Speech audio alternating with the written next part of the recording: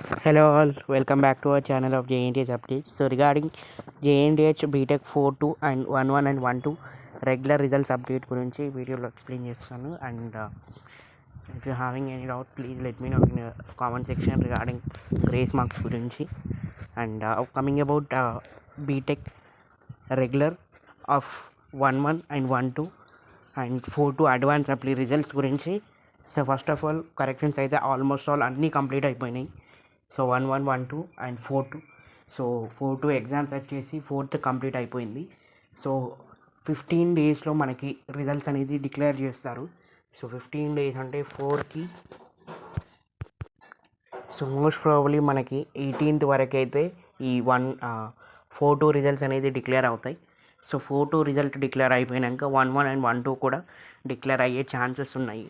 So in case మనకి Monday or Tuesday or Wednesday లోపు ఈ 4.2 అడ్వాన్స్ అప్లై రిజల్ట్స్ రిలీజ్ అయితే by the end of 18th you will be getting these 1.1 and 1.2. Or else ఒకవేళ 4.2 results అనేది కొంచెం late అయితే 21 are 22కి ఈ 1.1 and 1.2 results అనేది డిక్లేర్ అవుతాయి. సో ఈ రిజల్ట్స్ డిక్లరేషన్ తర్వాతనే మనకి ఎగ్జాక్ట్గా ఈ ఎలిజిబిలిటీ లిస్ట్ అనేది వస్తుంది అరౌండ్ ఆగస్ట్లో. సో ఇది update regarding 4.1 and 4.2 results update, 1.1 and 1.2 results update and 4.2 advance apply results update.